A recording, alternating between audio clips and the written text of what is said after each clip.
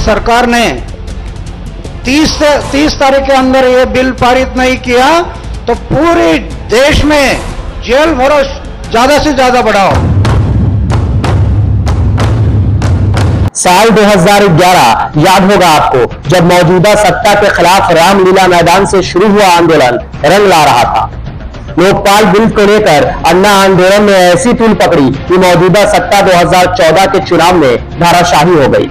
वजह सिर्फ यही थी कि जनता जाग रही थी। लोगों के अंदर देश बचाने का ऐसा जुनून चढ़ा कि कांग्रेस को 3 साल बाद धूल चटा दी गई। जाहिर है, जब सत्ता जनता के सुख भूलकर अपनी मर्जी से कानून व्यवस्था चलाने लगे तो सब्र का बांध एक न एक दिन टूट ही जाता है।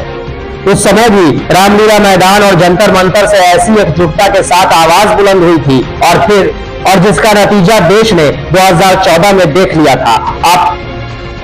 अब फिर 2024 लोकसभा चुनाव से लगभग 1 साल पहले लोग बेटियों को न्याय दिलाने के लिए जंतर मंतर पर इकट्ठा हुए हैं। तो क्या ऐसा माना जाए कि देश को मेडल दिलाने वाली बेटियां अब देश को जगाने की तैयारी में है, वो अन्याय के खिलाफ आवाज उठा रही है और उन्हें किसानों, युवाओं और छात्र छात्राओं का भरपूर समर्थन मिल रहा है। हालांकि बेटियों के साथ पुलिसिया बर्बरता चरम पर है, लेकिन वो पहलवान बेटी है, इतनी जल्दी हार मानना उन्होंने सीखा ही नहीं है। वो न्याय के लिए लड़ रही है और न्याय मिलने पर ही शांत होंगी।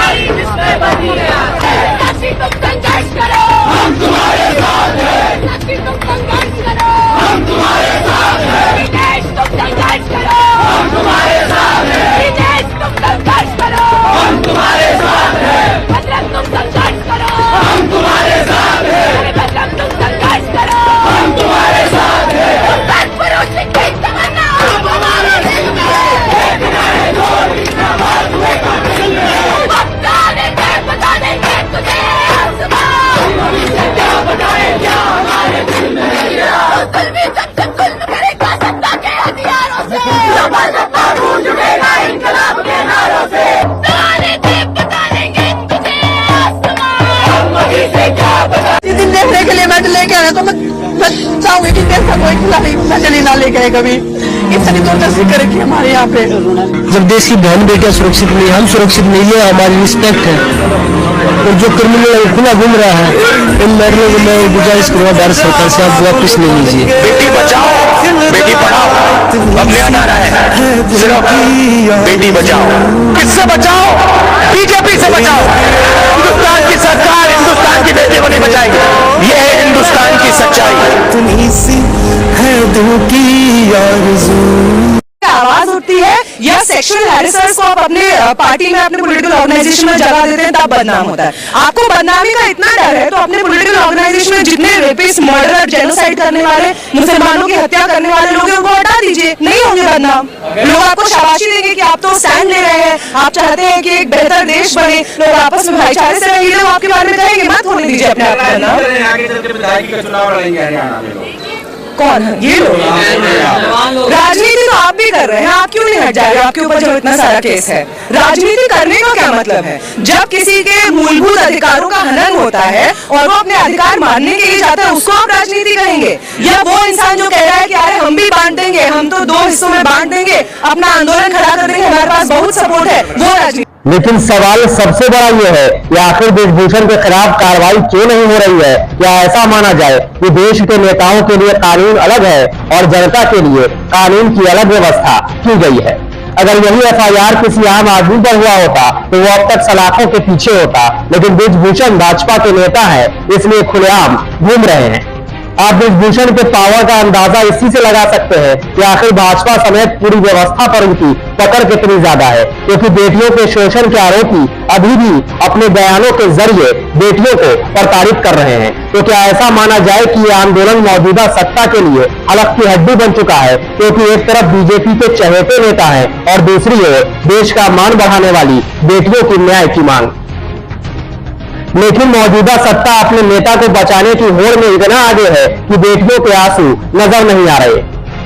क्योंकि अब तक ना तो ब्रिजभूषण शरण सिंह को WFI के अध्यक्ष पद से हटाया गया है और न ही सांसद के पद से। ऐसे में सवाल यही है कि क्या देश में देश का मान बढ़ाने वालों की कोई हैसियत नहीं है? अगर आप भाजपा में हैं तो आपके सारे पाप धुल दिए जाएंगे। भाइयों और बहनों, माताओं बहनों बेटियों, उनका जीवन पीढ़ियों को प्रभावित करने वाला, पीढ़ियों का निर्माण करने वाला जीवन होता है। एक बेटी का सामर्थ्य, उसकी शिक्षा, उसका कौशल सिर्फ परिवार ही नहीं, समाज की, राष्ट्र की दिशा तय करती है।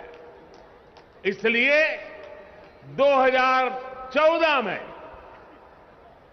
जब हमने मां भारती के बड़े सपनों, बड़ी आकांक्षाओं को साकार करने का बीड़ा उठाया, तो सबसे पहले देश की बेटी की विश्वास को नई ऊर्जा देने का प्रयास शुरू किया।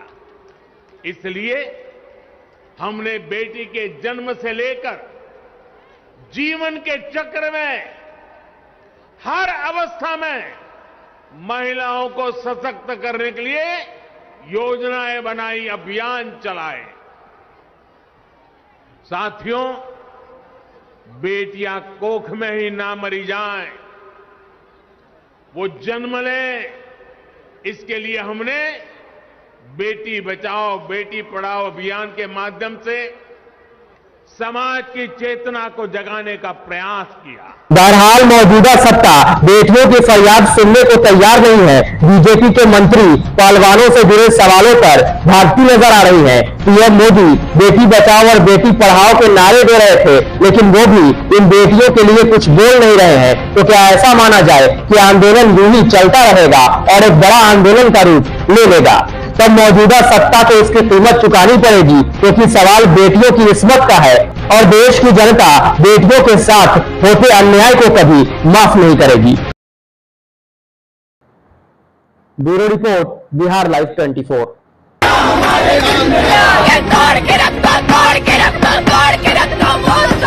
नारी जिसमें नारी, नारी जिसमें बनी है।